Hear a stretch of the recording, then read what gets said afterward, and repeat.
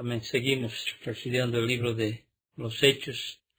Hoy saltamos al capítulo 18. Poco a poco vamos completando este hermoso libro.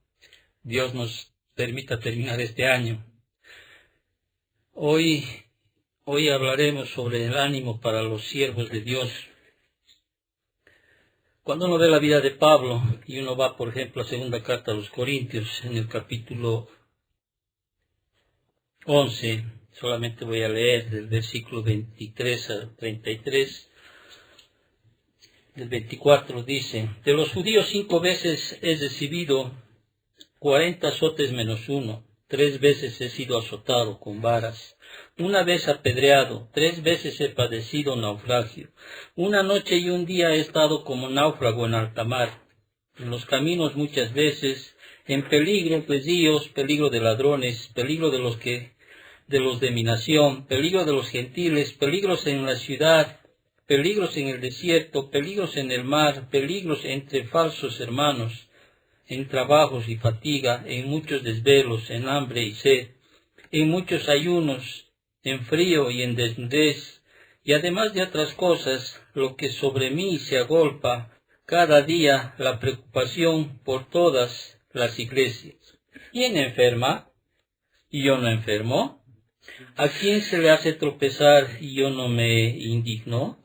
Si es necesario gloriarse, me gloriaré en lo que es de mi debilidad.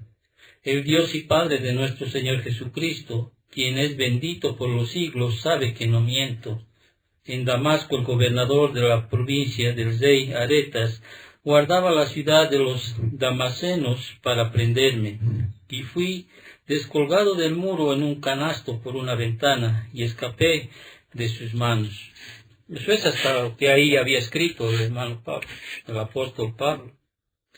Sus sufrimientos que hemos descrito para nada pueden compararse a los nuestros. Y si alguien dice, bueno, yo casi llego, no creo que lleguemos ni al talón de lo que pasó el apóstol Pablo. Donde iba fue menospreciado, donde iba a ser encarcelado, iba a ser azotado. Y a veces creemos que nosotros estamos pasando mal en una situación.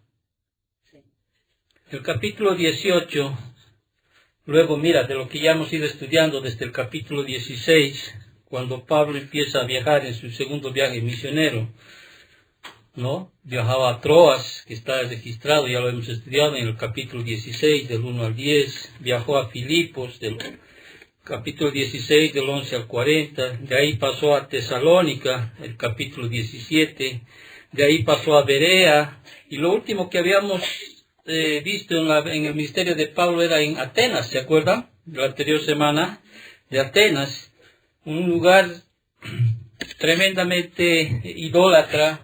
Sin embargo, pasa a un lugar mucho más idólatra, ¿sí? Mucho más peligroso. De hecho, algunos historiadores dicen que solo los judíos podían sobrevivir en esa ciudad. Y llega a donde? A Corinto. A Corinto. Ya hasta ese momento el apóstol Pablo, ¿sí? No era un superhombre para estar bien, podríamos decir así, física ni psicológicamente, para que tú me entiendas. Pero Dios ahí le da 3 medios para que le fortalezcan, porque él estaba tremendamente pasando una situación muy adversa en cuanto a su motivación. Sus sufrimientos, vuelvo a reiterar, no son nada de nuestros sufrimientos. Pero ¿cómo fue fortalecido Pablo? Y el capítulo 18 nos va a mostrar cómo es que Dios fortalece a sus siervos, a sus hijos. De hecho, tú has debido ver, no sé si tú has vivido, yo te preguntaría si tú has estado en la cárcel alguna vez, o alguien realmente te ha ido en contra tuya por ser cristiano. Pero muchos de nosotros hemos podido padecer persecución a tal punto que por poco nos quebran. Nos quiebran, en otras palabras, o nos hacen dejar el ministerio en el cual hemos decidido alguna vez seguir. Pero sin embargo, Dios en su momento siempre te va a dar medios para que tú seas fortalecido. Y lo hemos vivido a través de, por ejemplo, fortalecerte a través de la iglesia en su momento. La iglesia fue la que te apoyó, la iglesia fue la que te sustentó, la iglesia fue la que se movió. Y no es porque ellos habían decidido hacerlo, sino es que Dios los utilizó a través de ellos en un momento dado. Y nadie va a quitar aquello, porque Dios es aquel que los utilizó y Él va a recompensar siempre a aquellos que sirven a sus siervos. Pero quizá no como en este tiempo, con lo que vamos a estudiar en el capítulo 18, cuando el Señor mismo se presenta a Pablo para fortalecerlo. Nosotros en este tiempo tenemos ¿qué cosa? Para que Dios nos fortalezca, la palabra. Cuando pasamos situaciones adversas, difíciles, o estamos pasando situaciones de sufrimientos, persecución, angustias o lo que sea, nosotros ¿dónde debemos de acudir? A la palabra, porque es la palabra la que te va a dar todas las armas. Es la palabra en la cual Dios te va a hablar, porque nosotros hoy en día, si bien en el capítulo 18, el mismo Señor Jesucristo se le presenta a Pablo, ¿sí? En visión, nosotros recurrimos a su palabra, ¿sí? Amén. Y entendemos que Dios te habla hoy a través de su correcta interpretación de la palabra. Amén. Entendemos en su soberanía que nos fortalece y entendemos que todo lo que nos pasa es porque así Dios lo ha determinado y así Dios lo ha permitido. Dice su palabra, no hay nada que no pueda ir fuera de la soberanía de Dios. Amén. Ni una hoja que cae de un árbol, ¿sí? No cae sin el conocimiento ni el consentimiento de Dios. Y a veces quizá en ese momento podemos preguntarnos, ¿por qué? O sea, ¿qué he hecho yo para merecer esta situación?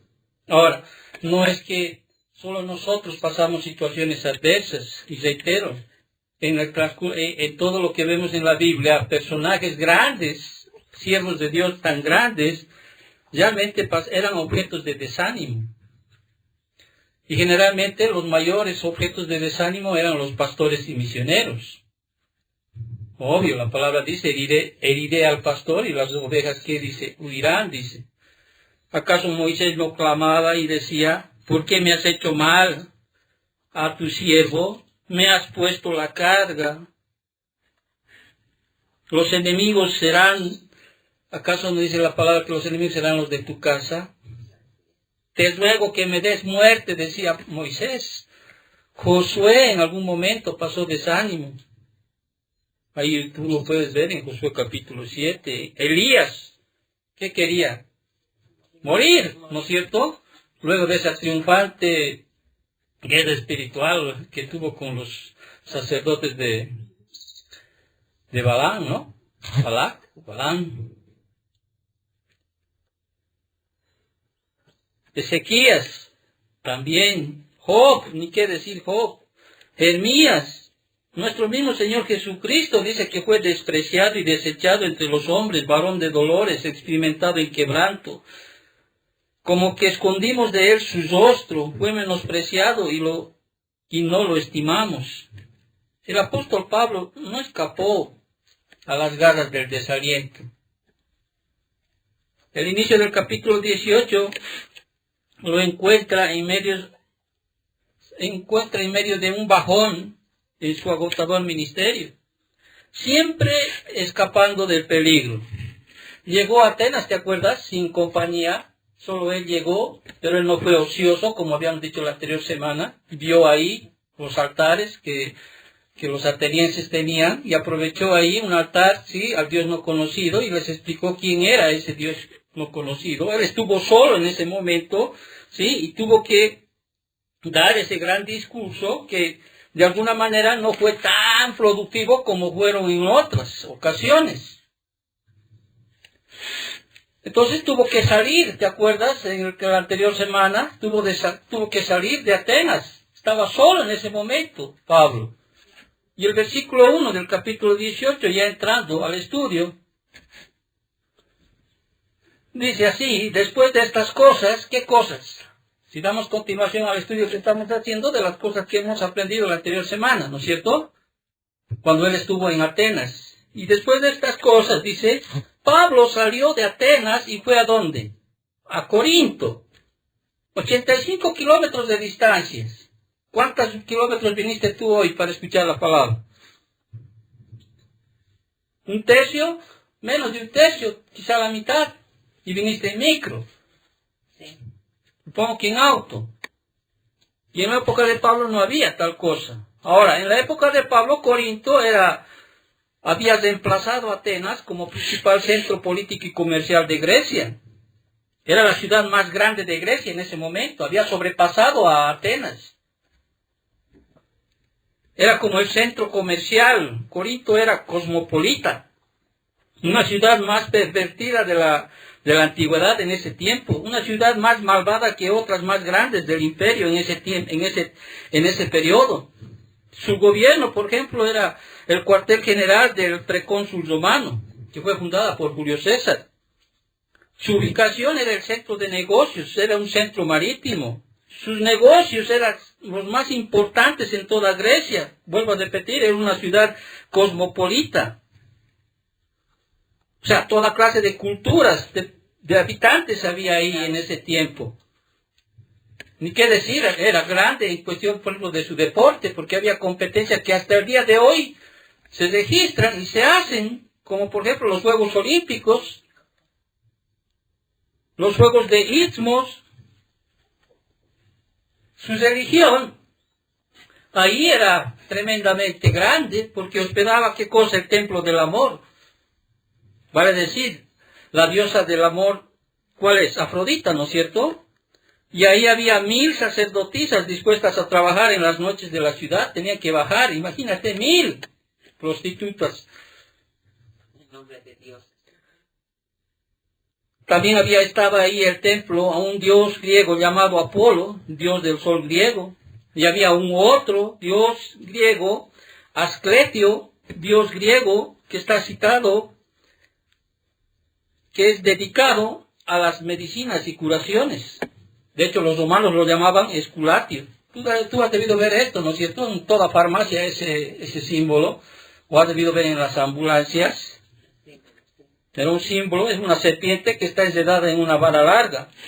¿Las ves? Mira cómo ha trascendido a través del tiempo aquel. Era un dios. Esculatio. Entonces, Corinto era una ciudad muy, pero muy, muy inmoral. Y solamente ahí, como decía a un principio, algunos historiadores describen que ahí en esa ciudad los judíos solamente lograban sobrevivir. Y al llegar a Corinto, Pablo sintió, ¿saben qué cosa? Un gran desánimo. Lo que pasa a veces a los pastores. Un desánimo, ¿sí? La combinación de un éxito limitado en Atenas, la soledad, estaba solo. La perspectiva de enfrentarse a esta ciudad con su comercio y su vicio justificaba tal debilidad, y el temor que se apoderaron del apóstol cuando llegó para comenzar su obra.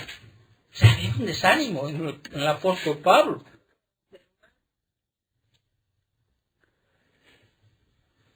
De hecho, Pablo escribió más tarde a los Corintios, ahí en la primera carta a los Corintios, capítulo 2, versículo 3, dice: estuve entre vosotros con debilidad y mucho temor y temblor. Fíjate lo que dice la primera carta a los Corintios, capítulo 2, versículo 3, y lo voy a reiterar.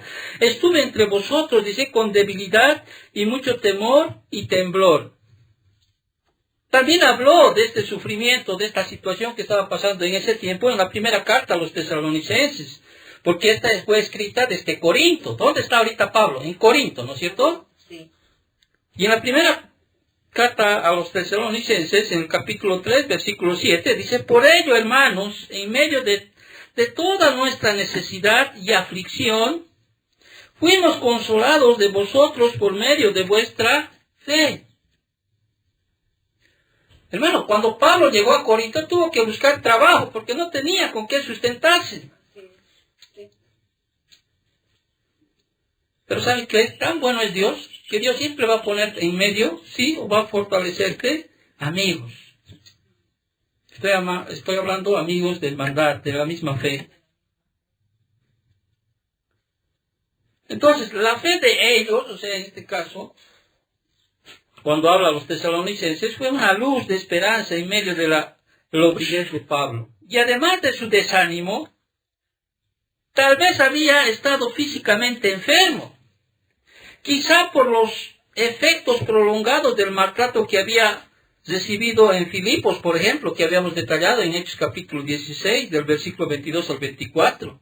Ahora, entendemos que la debilidad física a menudo, ¿qué hace? ¿Agrava más el desaliento o no cuando estás enfermo?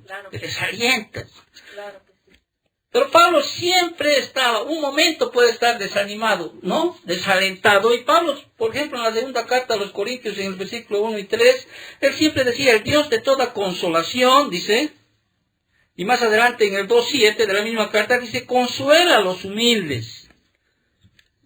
Entonces, y Dios no deja, ¿no? O sea, no dejó a Pablo en su condición de oprimido o desanimado. ¿Qué hace el Señor? Entonces animó a su siervo en apuros a través de 4 medios que hoy vamos a estudiar, si es que nos da el tiempo.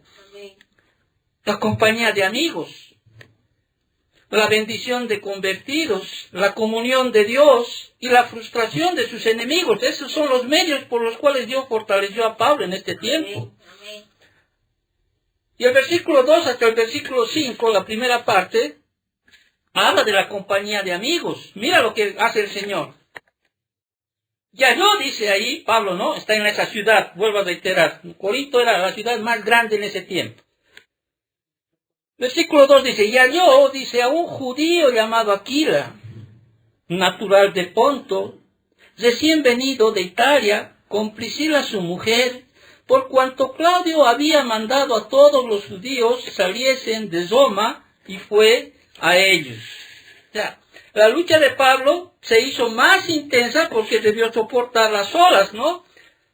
Sí. Con Silas y Timoteo aún en Macedonia, porque están en Macedonia, Dios sabía que el apóstol necesitaba a alguien más que le ayudara a llevar esa formidable carga, ¿no?, que él tenía en ese momento en el ministerio.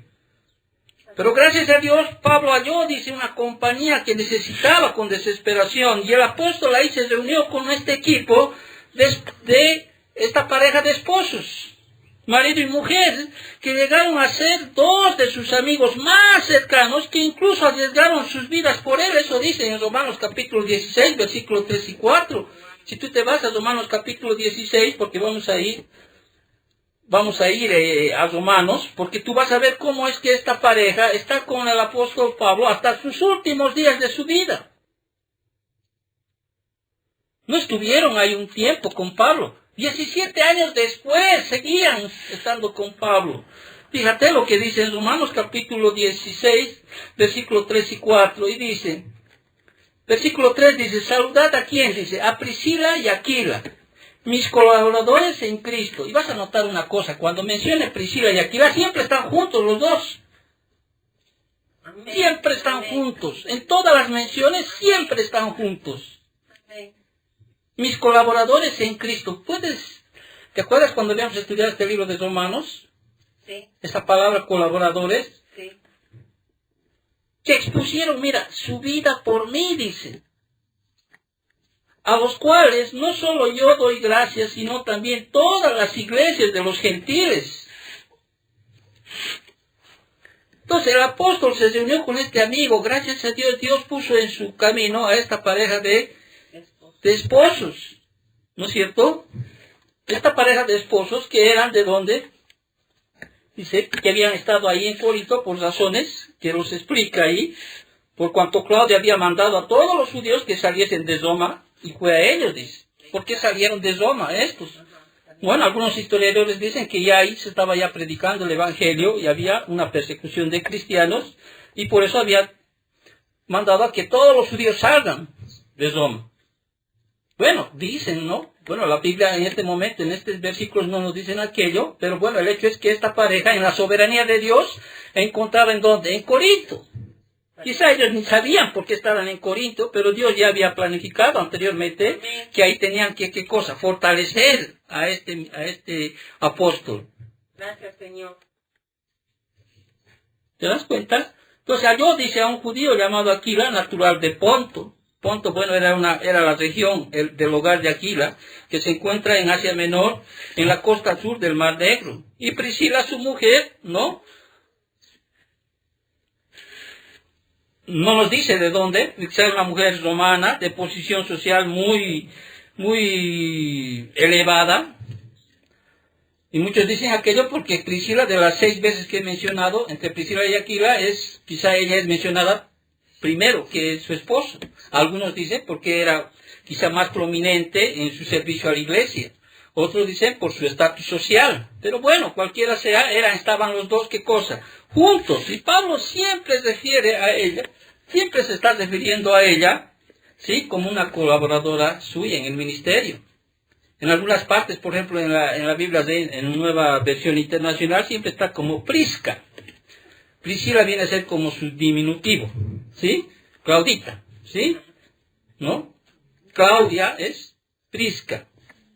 No son dos personas diferentes, para que tú entiendas, alguna vez puedas leerlo, ¿sí? Entonces, aquí, por ejemplo, Priscila y Aquila, no, la Biblia no narra las conversiones de Aquila y Priscila, no nos dice cuándo, dónde fueron ellos creyentes. Pero es probable que ya fueran cristianos cuando Pablo los conoció, es mucho más probable. ¿Por qué? Por las características que muestra más adelante. Ahora, ellos habían venido a Roma, ¿no es cierto?, donde ya existía una iglesia. Ahí en Romanos capítulo 1, por ejemplo, versículo 7 y 8, ahí en la carta a los Romanos, capítulo 1, versículos 7 y 8, dice: a todos los que estáis en Roma, amados de Dios, llamados a ser santos, gracia y paz a vosotros de Dios nuestro Padre y del Señor Jesucristo. Primeramente doy gracias a mi Dios mediante Jesucristo con respecto a todos vosotros de que vuestra fe se divulga por todo el mundo. Entonces ya había una iglesia ahí en Roma, ¿sí? Quizá ahí es donde se convirtieron Priscila y Aquila. Pero lo hecho es que el Señor en su soberanía pone a estas parejas de amigos, ¿para qué? Para fortalecer a Pablo.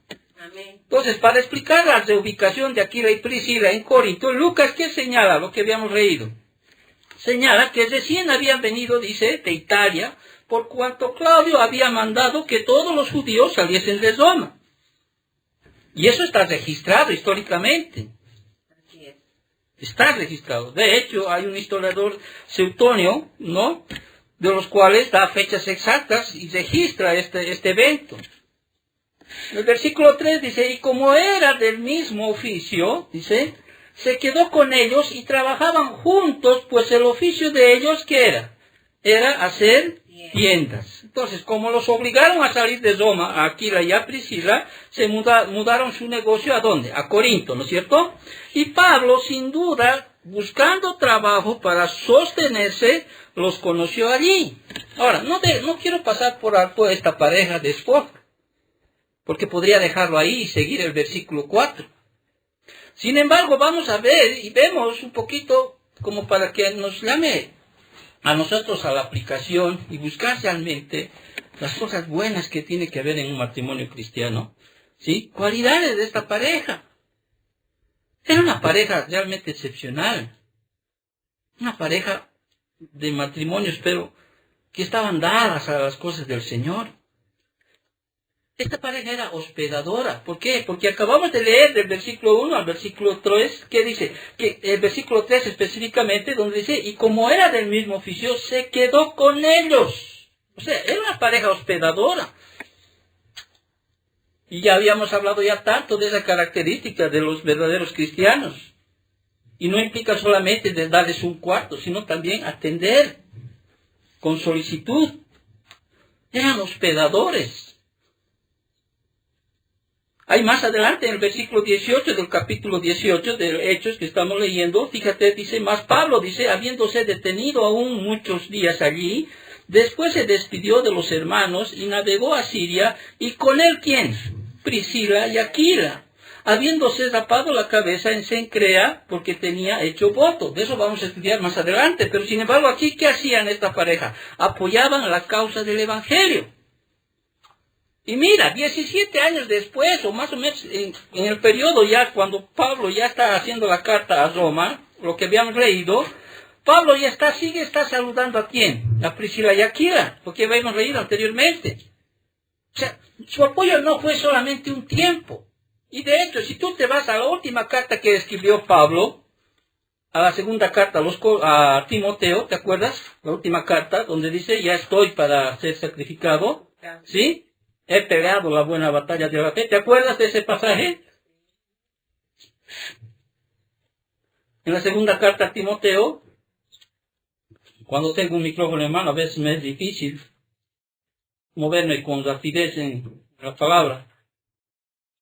Fíjate el versículo 19 del capítulo 4 de la segunda carta a Timoteo. ¿Qué dice? Saluda a Priscila y Aquila y a la casa de Onesíforo. ¿Te das cuenta que seguían hasta el último?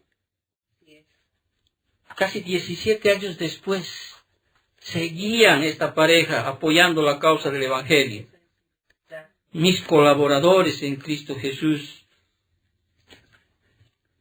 Esta pareja realmente se amaban el uno al otro. Juntos hacían todas las cosas. Y no solo ellos eran hospedadores o apoyaban la causa del Evangelio, no solo vemos que estos dos, esta pareja se amaban, sino que también estudiaban la palabra. Fíjate ahí en el capítulo 18 del libro de los Hechos que estamos estudiando. Ya habíamos leído el versículo 18, leemos el 24 al 26. Dice así: llegó entonces a Éfeso un judío llamado Apolos, natural de Alejandría, varón elocuente, poderoso en las Escrituras. Este había sido instruido en el camino del Señor, y siendo de espíritu fervoroso, hablaba y enseñaba diligentemente lo concerniente al Señor, aunque solamente conocía el bautismo de Juan. Y comenzó a hablar con denuedo en la sinagoga, pero cuando le oyeron Priscila y Aquila, le tomaron aparte y le expusieron más exactamente el camino de Dios. ¿Te das cuenta? Juntos se les menciona, los dos estudiando la palabra, los dos enseñando a Apolos, que era grande, en las escrituras del Antiguo Testamento. Estos dos estaban comprometidos con la iglesia. Amén. Reitero, juntos.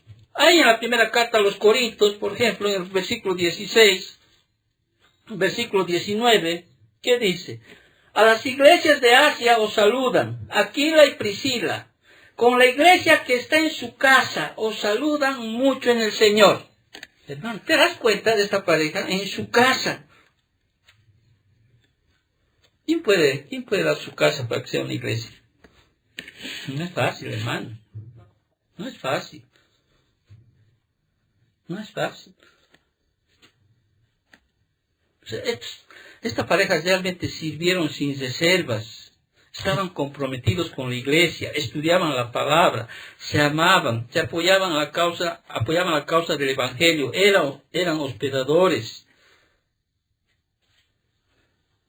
Fueron constantes, como habíamos leído en el versículo 19 de la segunda carta a Timoteo, en el capítulo 4.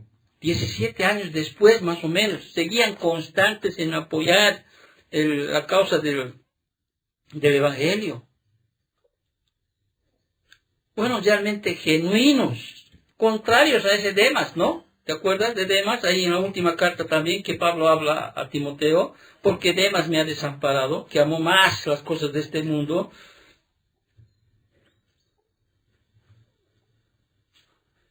Pero quizá lo que más me agrada de esta pareja, cuando uno estudia, y podría hacer un estudio mucho más detallado, hermanos, ¿saben qué es? Siempre estaban juntos. Se les menciona, las 6 veces que se les menciona, siempre se les menciona a Priscila y Aquila. Aquila, Priscila. Juntos hacían las cosas. Juntos estaban apoyando a la iglesia. Juntos se ponían a trabajar para apoyar a la iglesia. ¿Te das cuenta de la importancia, hermano, cuando te cases, de que tienes que buscar a una que sea idónea tuya, de la misma línea de tu fe? Amén. Hermano, salir con un incrédulo, con una incrédula, te va a traer, siempre te va a exponer una cosa. Primero, te va a exponer siempre a pecar. Te va a exponer a pecar. En cualquier situación te va a exponer a pecar. ¿Por qué? Porque no hay comunión entre la luz y las tinieblas. tu sufrimiento siempre va a ser acentuado. Por eso, ¿cuántas veces se les habla y se les dice? Y a veces queremos doblar la soberanía o queremos doblar las escrituras y pensamos que puede haber algo excepcional que se va a presentar. No es así. Ahora, obviamente no es una línea siempre así, pero la mayor parte sí hay. Como decía ayer en una película que vimos con mi esposa, cuando eres valioso para Dios, también eres valioso para el diablo. Dice. ¿Te acuerdas lo que dijo en esa frase? O sea, va a haber también persecución. Te va a exponer. Ahora, ¿qué hacemos si ya tenemos esa situación? Bueno, tómalo como si fuera tu siervo. Si no lo tomas como si fuera tu siervo, o sea, ¿qué significa eso? Que ese lado, ¿sí? Va a hacer que tú forjes tu carácter. Ya no puedes hacer más nada. Si aún entre cristianos, un matrimonio entre cristianos es aflicción para la carne, dice, ¿no es cierto? En la primera carta a los Corintios, capítulo 7, es difícil, porque ningún matrimonio es color de rosas, ¿sí? Imagínate tú, un incrédulo con un creyente. Y el enemigo pues va a usar aquello para atacarte. Va a usar aquello como un aguijón. Entonces, pero Pablo, o sea, el Señor, veo aquí en este capítulo 18, en un tiempo donde él está como desanimado, podríamos decir así, por las cosas que había pasado anteriormente, en la soberanía de Dios, ¿cómo es que Dios usa esta pareja excepcional? ¿Para qué? Para fortalecerlo. Hermano, Pablo en ese momento no tenía, yo entiendo que no tenía para comer, por eso ¿qué hace? Busca trabajo. Y uno dice, ¿y por qué Pablo trabajó? Era todo un apóstol.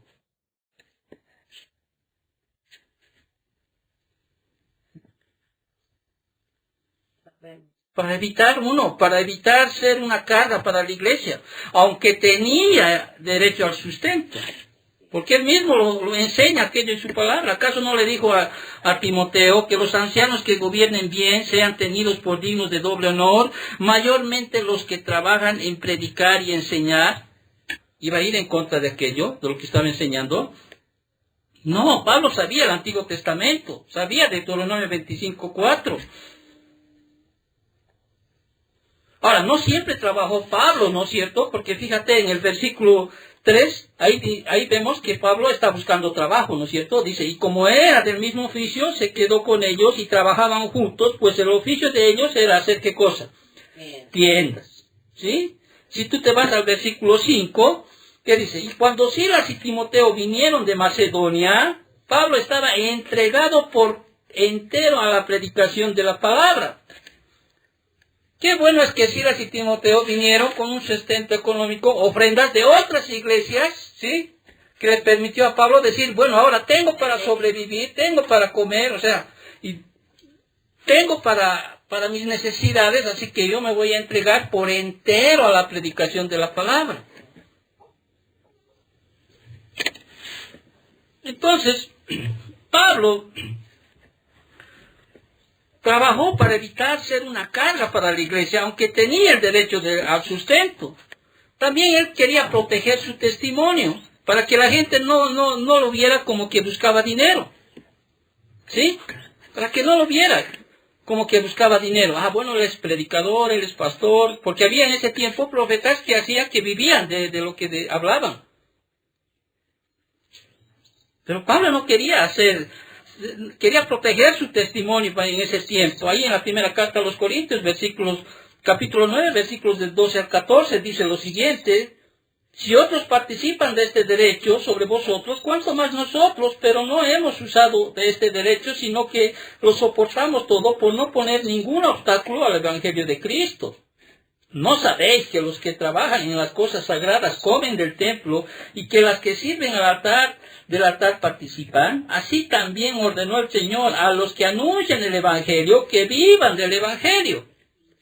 Pero sin embargo, Pablo también, en un momento, tenía que trabajar para proteger su testimonio. Tenía que hacer aquello. Y además, la cultura judía que implicaba que el trabajo para los judíos era bueno. De hecho, todo joven tenía que aprender un oficio, y generalmente era el oficio de su padre. Y es más, ¿te acuerdas que Pablo dijo a los tesalonicenses, el que no trabaje, no coma? Entonces había tiempos en los cuales tenían que trabajar.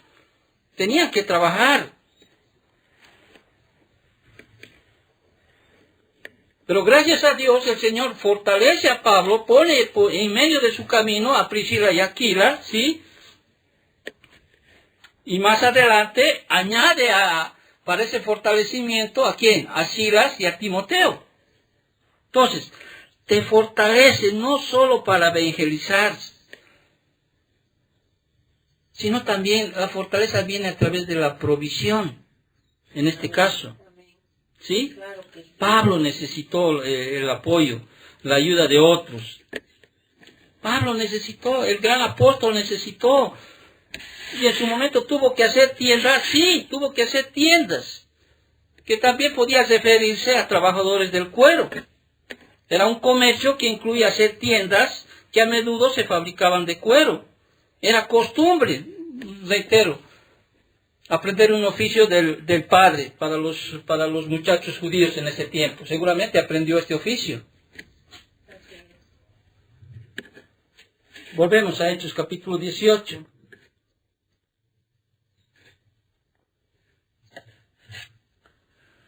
Ahora, durante toda la semana, ¿qué hacía Pablo?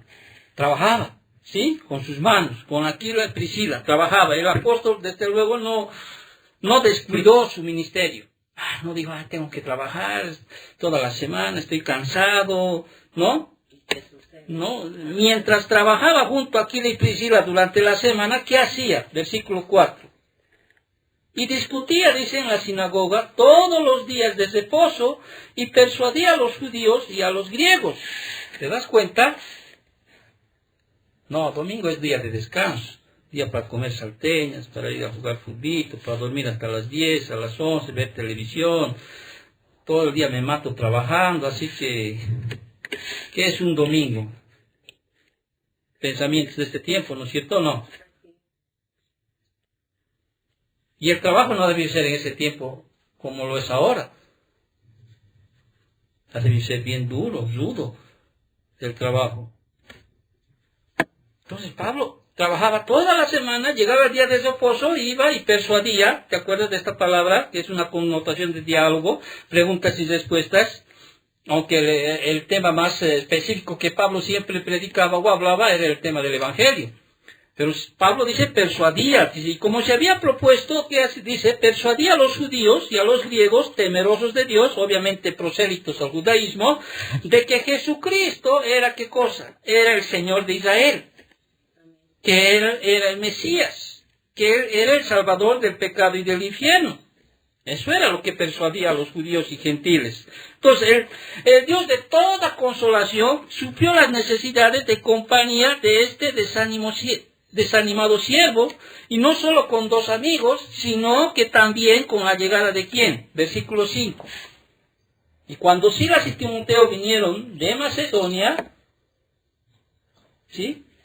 Ya añadió, ¿te acuerdas? Añadió, sin duda lo animó en gran manera. Ya no solo estaban ahí Priscila y Aquila, sino estaban ahí ¿quién más? Silas y Timoteo. Entonces Dios te fortalece a través de ¿quiénes? De los amigos. Obviamente estoy hablando de amigos en la fe, de la iglesia. Pero también Dios los fortaleció a través de ¿qué? De convertidos. ¿Por qué digo de convertidos? Porque esos generosos regalos de los macedonios, vamos para eso, 2 de Corintios, esos regalos de los macedonios, la segunda carta a los Corintios, versículo 11 y 9,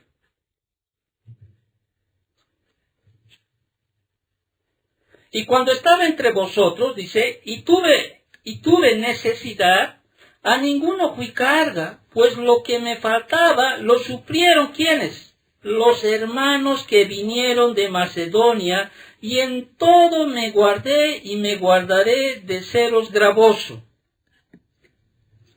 ¿Quiénes suplieron las necesidades del apóstol? De los de otra iglesia. Así es.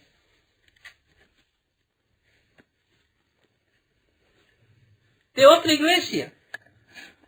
Filipenses capítulo 4, versículo 15, fíjate, dice, y sabéis también vosotros, oh filipenses, que al principio de la predicación del Evangelio, cuando partí de Macedonia, ninguna iglesia participó conmigo en razón de dar y recibir, sino vosotros solos. ¿Te das cuenta?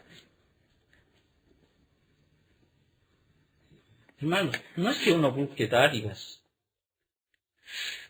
Fíjate lo que dice, por ejemplo, Filipenses capítulo 4, versículo 10 adelante. ¿Te acuerdas cuando hemos estudiado este libro? Y te aconsejo que busques en las enseñanzas que tenemos sobre el estudio de esto, versículo tras versículo. Dice, en gran manera me gocé en el Señor de que ya al fin habéis revivido vuestro cuidado de mí, dice, de lo cual también estabais solícitos, pero faltaba la oportunidad. No lo digo porque tenga escasez, pues he aprendido a contentarme, cualquiera sea mi situación. Sé vivir, dice, humildemente, y sé tener abundancia. En todo y por todo estoy enseñado, así para estar saciado como para tener hambre, así para tener abundancia como para padecer necesidad. Todo lo puedo en Cristo que me fortalece. Sin embargo, dice, bien hiciste en participar conmigo en mi tribulación.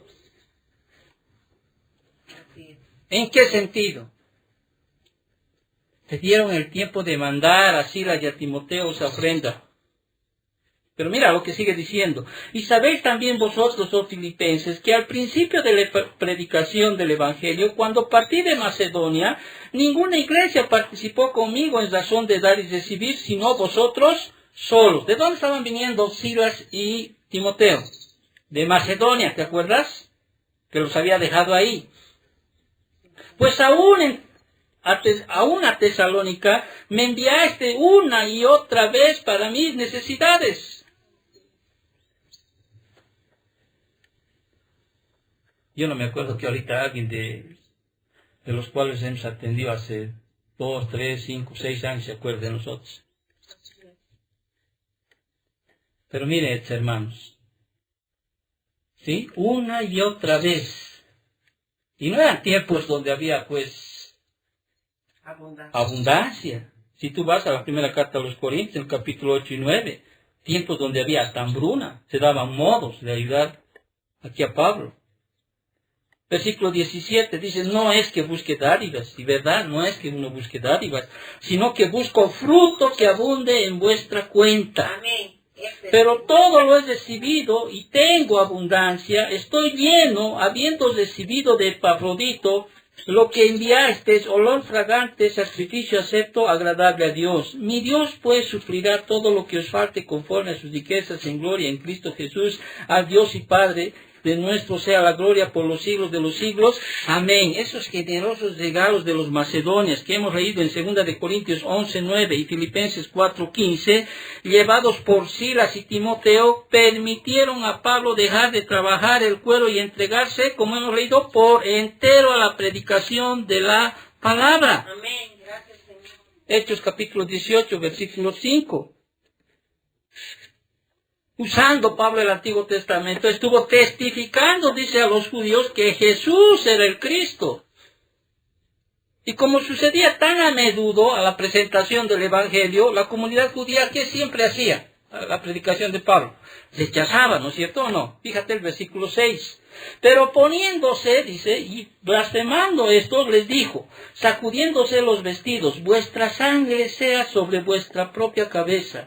Yo limpio, desde ahora me iré a los gentiles. Oponiéndose, dice, y esta palabra oponiéndose, antitazo en el griego, significa organizar en orden de batalla. O sea, estos a tal punto se fueron en contra o rechazaron lo que Pablo estaba cuando presentaba el Evangelio, que estos se organizaban para combatir la enseñanza de Pablo y no solo para eso, hasta para blasfemar del nombre de Cristo, que era el pecado más grave. Para Pablo, dice, ¿no? Y que lo que Pablo es dándose cuenta de que la inutilidad de dar, como se dice, perlas a los cerdos, en otras palabras, ¿qué hace Pablo? Se fue, dice, sacudiéndose sus vestidos, ¿no es cierto? Y eso era era un gesto judío tradicional y dramático de rechazo. El acto de Pablo que simbolizó su rechazo a los judíos. Y también mostraba el aborrecimiento por la blasfemia que expresaban. Decía, no, yo no quiero que se me pegue nada de estos, en otras palabras. Se sacudió el apóstol no quería que nada del polvo de la sinagoga, donde esa blasfemia se había realizado, se pegara a su ropa. Era como una expresión de decir, no quiero que todo. Ahora no nos dice realmente cuáles fueron las palabras tan duras de esas blasfemias, pero seguramente hablaban despectivamente de Cristo, del mensaje, ¿no? Porque eso es blasfemia. Hablar despectivamente. Y a veces tú, ¿qué haces? Incitas a veces a tu hijo, a tu esposa, a tu esposo, en otras palabras, a blasfemar contra Dios. ¿Por qué? Porque no sabes discernir lo que tienes o debes hablar. Y ellos empiezan a hablar, nosotros decimos pestes, ¿no es cierto? Pero en realidad son blasfemias, porque van en contra de lo que el Señor dice. A veces es mejor callar. ¿Sí? Ahora, Pablo no permitió aquello. Y les dijo, bueno, pues, Pablo les dice que vuestra sangre sea sobre vuestra propia cabeza, yo limpio, dice. O sea, eso indicaba que sus oponentes eran totalmente responsables por lo que estaban haciendo. ¿Sí? Y Pablo hizo lo que decía en Ezequiel capítulo 33, versículos 2 al 5, cuando habla de la atalaya de Israel. De hecho, Pablo se absolvió de cualquier culpa relacionada con el rechazo que le hicieron. ¿Sí? Es como cuando dices, tú hablas del evangelio a otro y al final si agarra o no agarra, ¿sí? Tú ya has hecho lo tuyo. ¿Sí? Que su sangre sea sobre su cabeza. Cualquiera que oyere el sonido de la trompeta y no se apercibiere, dice, y viniendo la espada lo hiriere, su sangre será sobre su cabeza, dice Ezequiel capítulo 33, versículo 4. Entonces, desde entonces Pablo iría a ministrar el evangelio a quienes, dice, a los gentiles. Bueno, no quieren escuchar, tu familia no quiere escuchar, bueno, pues iré a otro lado. Tus hijos no quieren escuchar, pues iré a otro lado. Ya les dijiste. Y saliendo de allí, dice Pablo, versículo 7, y saliendo de allí, se fue ¿dónde? Dice, a la casa de uno llamado Justo, dice, temeroso de Dios, la cual estaba junto a la sinagoga. ¿Sí? Como temeroso de Dios, Justo, a quien menciona acá Pablo, aunque gentil, había mostrado un interés en el Dios de Israel, y se había vinculado en la sinagoga. Ahora, ese hecho de que esté cerca de la sinagoga seguramente era algo que enfurecía más a los judíos. Y ahora, este hombre Justo era un hombre, bueno, su nombre, o sea, en Nueva Versión Internacional era Ticio Justo, sí, indica que era romano, porque los romanos mínimo tenían 2 nombres, y por no decir por lo general tenían 3. Se fue a los gentiles. Y ahí en el versículo 8, una sorprendente noticia para los judíos, molestos fue la asombrosa conversión de ¿quién? De uno que se llamaba Crispo, que era ¿quién? El principal de la sinagoga. Dice que creyó en el Señor con toda su casa. Imagínate cuán furiosos más hubieran estado algunos. Un principal, y Crispo dice, el principal de la sinagoga, creyó en el Señor con toda su casa, y muchos de los corintios, oyendo, creían y eran bautizados. Muchos. Seguramente debió provocar violentas reacciones, ¿no es cierto?, en la comunidad judía ahí en Corinto, que veían cómo crecía, ¿no?, la iglesia, porque dice que muchos de los corintios, oyendo, creían y eran bautizados. Obviamente eso hace de que haya más persecución, más odio contra el apóstol. Al punto que ellos, ¿qué hacen? Empiezan a tramar algo, ¿no es cierto?, y ellos quieren llevar a los gobernadores de ese lugar a que vayan y corten aquella situación. persecución, seguramente. Pero Pablo está todavía ahí. Todavía ahí necesitaba ser fortalecido. Por eso en el versículo 3 hablamos de esta tercer medio por el cual Dios utiliza para animar a su siervo, y es la propia comunión con Dios. Fíjate el versículo 9. Entonces dice, ¿no? Claro, si tú conectas el versículo 8 con el versículo 9, había muchos de los corintios, no solo el principal de la sinagoga se había convertido, no solo él, su casa más, y muchos de los corintios, dice, creían, y no solo creían, sino eran públicamente ellos que daban fe en Jesucristo. Entonces eso había hecho de que haya más persecución, ¿no? Y Pablo estaba en una situación, podríamos así decir, de desánimo, que ya Dios lo había fortalecido a través de los amigos, a través de la iglesia, ¿no es cierto? A través de darle un sustento económico, que de alguna manera le ayudó, porque siempre se fortalece en ese sentido. Pero más allá de aquello, dice el versículo 9, entonces dice, miren, el Señor dijo a Pablo en visión de noche, no temas, sino habla y no calles, porque yo estoy contigo y ninguno pondrá sobre ti la mano para hacerte mal, por cuanto yo tengo mucho pueblo en esta ciudad. O sea, tras numerosos convertidos que hicieron que se intensificara la oposición de la comunidad judía de Corinto, hasta el punto de que Pablo estaba cuestionando si había de continuar predicando en Corinto, a fin de animar a su siervo en el nivel más alto y reanimador, el Señor mismo, dice, le dijo a Pablo en visión de noche, no temas, sino habla.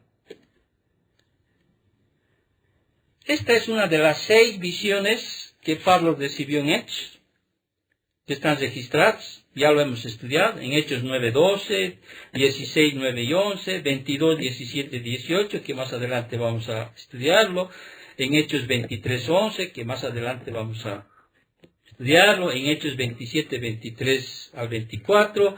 Todas estas visiones llegaron en momentos cruciales en su ministerio. Pero la visión sobrenatural aquí que brindó, o sea, que le brindó el Señor a Pablo para fortalecerlo, ¿sí?, fue por 4 razones, para las cuales él no debía de cesar de predicar el Evangelio en la ciudad de Corinto. ¿Cuáles fueron las razones por las cuales no debía dejar de predicar el Evangelio? ¿Y cuáles son las razones que te dice a ti en este momento? El Señor dio una orden específica cuando dijo, habla. No le dijo, si quieres puedes seguir hablando. No, el Señor le dijo, habla. ¿Sí? Habla. No calles, habla. No temas, sino habla, no calles. Es una de las primeras razones. Una segunda razón por la cual el apóstol no debería cesar de anunciar el Evangelio es cuando le dice, cuando Dios les recordó, yo estoy contigo. ¿Te acuerdas lo que le dijo a Josué lo mismo? ¿Sí? Sí. Esfuérzate y sé valiente, porque yo estaré contigo. Yo estoy contigo. Tras la muerte de Moisés y asumiendo el liderazgo de Josué, le dijo lo mismo, porque eras un otro siervo del Señor en ese tiempo. No temas. Josué 1, versículos 5 y 9. Y el Señor estuvo hasta el final del ministerio de Pablo. ¿Sí? Estuvo hasta el final del ministerio de Pablo. Y de hecho, no solo de Pablo, en la palabra Dios promete estar con sus siervos, con todos los creyentes. Mateo 28, 20, por citar. Una tercera razón por la cual el apóstol no debía cesar de anunciar el Evangelio es porque Dios le prometió a Pablo, ninguno pondrá sobre ti la mano para hacerte mal. Hermanos, aquellos que están bajo la protección de Dios son inmunes. Bueno, eso lo dice Isaías 54, 17 y Apocalipsis 11, 5, hasta que Dios en su soberanía lo determine. ¿Sí? El enemigo no puede tocarte un dedo, a no ser que Dios permita que, o con algún propósito.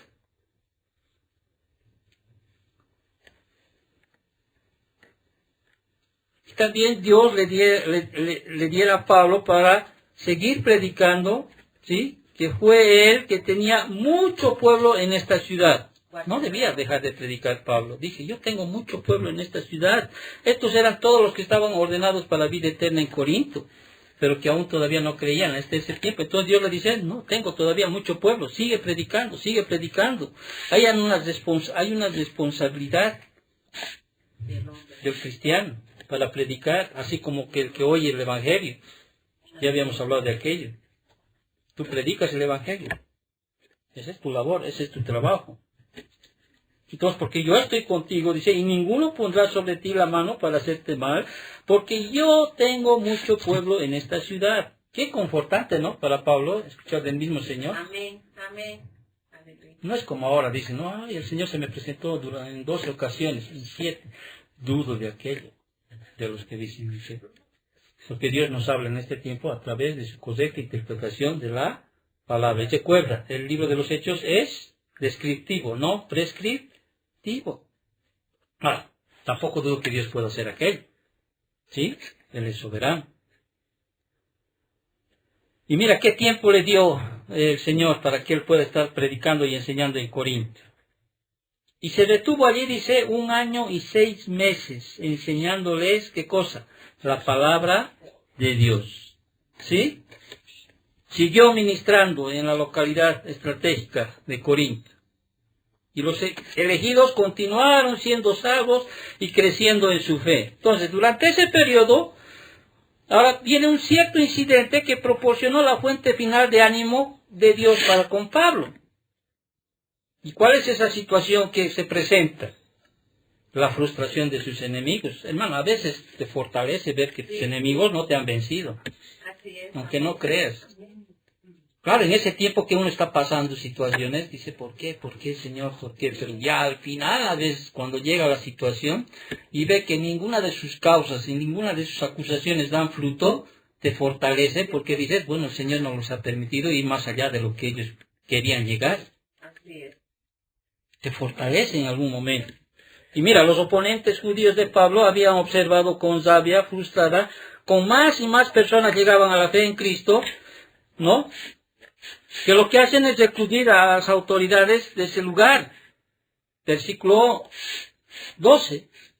Pero siendo Galión, dice, procónsul de Acaya, los judíos se levantaron de común acuerdo contra Pablo y le llevaron al tribunal. ¿Sí? Ahora, el tribunal en ese tiempo, como ya habíamos estudiado antes, era una gran plataforma elevada de piedra localizada en la ágora, o sea, en el mercado, frente a las residencias del precónsul, y servía ahí como una corte pública donde se juzgaban las cosas. ¿Sí? Realmente eso vemos, por ejemplo, en las películas, ¿no? Un lugar elevado donde ahí se juzga todas las cosas, ¿no? Y los judíos obviamente estaban esperando el veredicto favorable de parte de Galión, que de alguna manera eso se pueda utilizar más adelante. Imagínate si Galión hubiera aceptado esa situación, hubiera permitido que se corte, ¿no?, la acusación o se dé lugar a la acusación que estaban haciendo los judíos a Pablo, eso hubiera servido, como le llamamos en este tiempo, jurisprudencia, ¿no? Como en ningún lugar hubieran utilizado eso para que se lleve el evangelio, o cualquier predicador o apóstol. Claro. Entonces, ¿qué pasa en esta situación?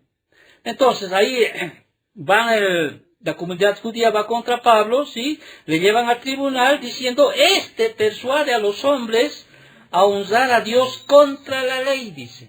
¿Sí? Contra la ley.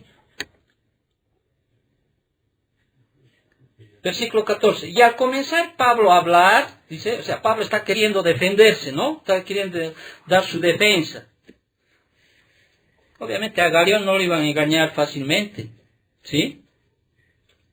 Cuando Pablo estaba para defenderse, ¿sí?, que estaba a punto de comenzar a hablar, con el fin de defenderse, ¿qué hace Galión? Lo interrumpe.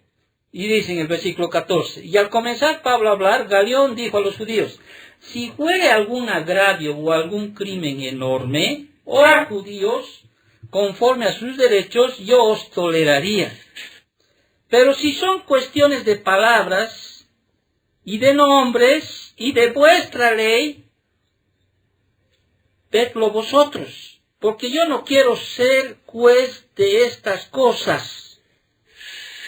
O sea, cosas de religión no me meto, en otras palabras está diciendo. No se deja utilizar. Cosas de religión yo no me puedo meter. A mí no me van a utilizar, estoy parafraseando. ¿Sí? Arreglen sus asuntos. Si se han ido más allá de lo que está diciendo la ley, ¿sí? Porque en ese tiempo el cristianismo era como una secta que sobresalía de la religión judía, como que sea algo que se había salido de aquello. Pero gracias a Dios, digo, o sea, Dios en su soberanía hace que este gobernador, o sea, que haga, pues no les dé curso a aquello. En otras palabras, como decimos en este tiempo, desestima la causa. Dice, no hay, yo no me voy a meter en este asunto, arréglenlas ustedes. Pero como los judíos querían seguir molestando, querían seguir sobre esta situación, ¿qué hace el precónsul? Los echa pues del tribunal. No, les dices, fuera, sálganse de aquí. Versículo 16, ¿te das cuenta? Y los echó de qué, dice? Del tribunal. Claro, tanta persistencia para que haga algo. Y aunque no está claro el antecedente específico de todos los griegos, fíjate el versículo 17, entonces dice, todos los griegos, aunque la interpretación más razonable es que se refiera a los enojados judíos que descargaron su frustración, ¿qué hacen estos? Apoderándose de Sóstenes, dice, pobrecito, ¿no? Apoderándose de Sóstenes, principal de la sinagoga, ¿qué hicieron? Le golpeaban delante del tribunal.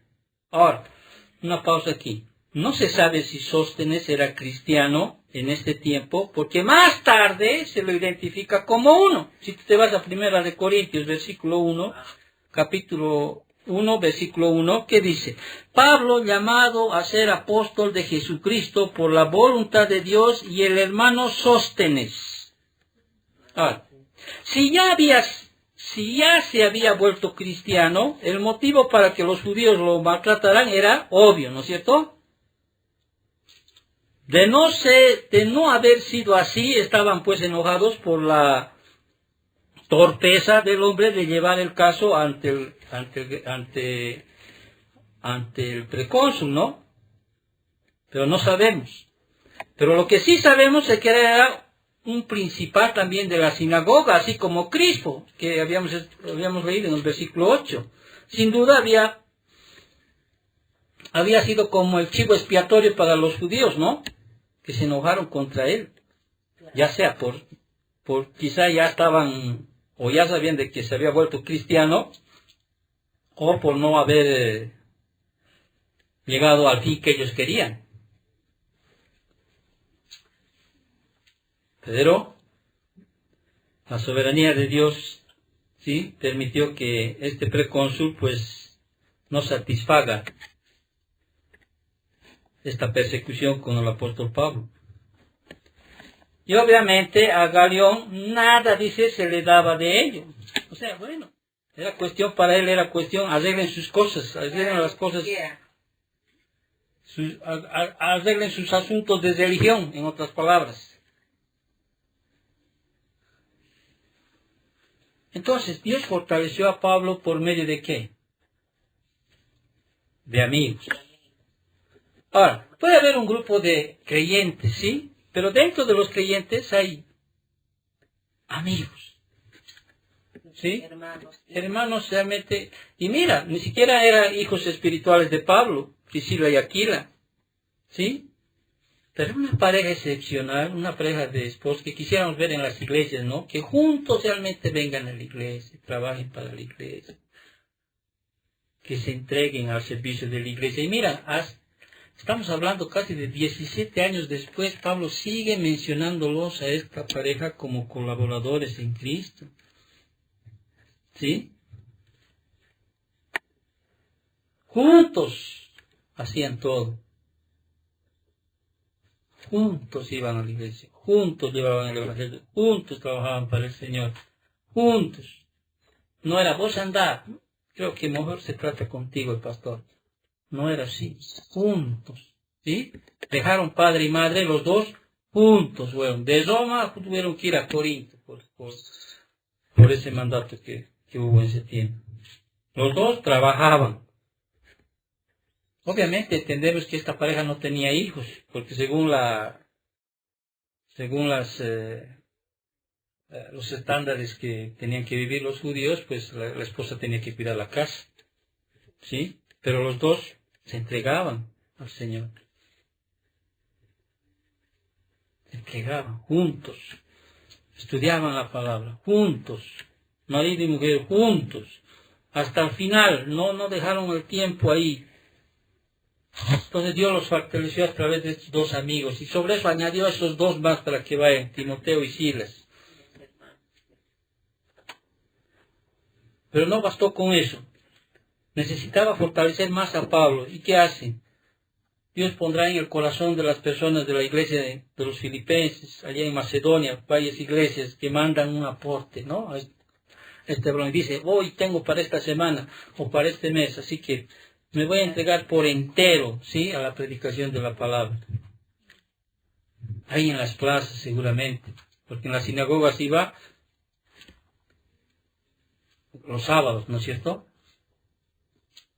Me voy a entregar. Como Pablo todavía estaba ahí, temeroso, con temor y temblor, las persecuciones que había, en ese momento, ¿qué pasó? El mismo Señor ahí, a través de una visión, le dice, no calles. Sigue predicando. Tengo mucho pueblo en este lugar. Y es más, te voy a mostrar cómo nadie te va a hacer mal en este tiempo.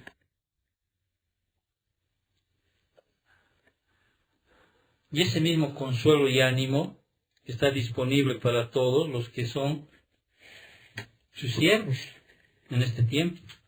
Amén. No solo es para Pablo, Amén. sino también está dado para sus siervos. Y termino leyendo este pasaje de Isaías capítulo 40. No quiero dejar de mencionar. Isaías capítulo 40. Versículos 29 y 31.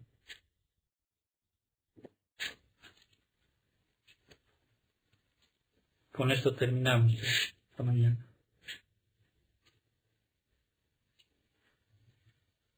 Él dice, da el esfuerzo alcanzado. Aquí estamos leyendo cuán Dios es fiel a su promesa. Él da esfuerzo alcanzado y multiplica las fuerzas al que no tiene ningunas. Los muchachos se fatigan y se cansan, los jóvenes flaquean y caen. Pero los que esperan a Jehová tendrán, ¿qué dice? Nuevas fuerzas, levantarán alas como las águilas, correrán y no se cansarán, caminarán y no se fatigarán. Gracias Amén. Aleluya. por esta mañana, Padre, que nos permites conocer y entender que tú siempre vas a estar a nuestro lado, Padre. Y en el camino que hemos decidido seguir, Señor, tú vas a poner enfrente nuestro amigos, la iglesia, Señor, tu presencia, Señor, tu soberanía, Señor, va a estar siempre presente para sostenernos en cualquier situación que pasemos, bendito Dios. Gracias, Padre, porque tú me has mostrado todo esto, Señor, que hoy he hablado en mi vida, Señor. Y seguramente vendrán también tiempos en los cuales todavía pasarán situaciones, pero a través de tu palabra entiendo, Señor, que siempre pondrás por delante amigos, hermanos en Cristo, Señor, que podrán, Señor, quizá fortalecer en ese tiempo. Tu misma palabra, Señor, ahí, que nos fortalecerá. Tu presencia misma a través de tu palabra, Señor. Y te agradecemos, Señor, porque creemos, Señor, que tú siempre estarás con nosotros, Padre. Bendice a nuestros niños, bendice a la iglesia, a las ofrendas. Bendice todo, Señor, cuanto proviene de ti, Padre Santo. No escatimamos, Señor, ningún esfuerzo para hacer tu obra, bendito Dios. Y si hay momentos, Señor, de desánimo, Señor, El Dios de consolación siempre está ahí para consolar a los humildes, bendito Dios. Te agradecemos en todo, te agradecemos, Señor, por tu palabra, y que esta semana, Señor, sea semana, Señor, en la cual sigamos buscando, Señor, tu rostro, tu palabra, bendito Dios. En nombre de Cristo Jesús. Amén.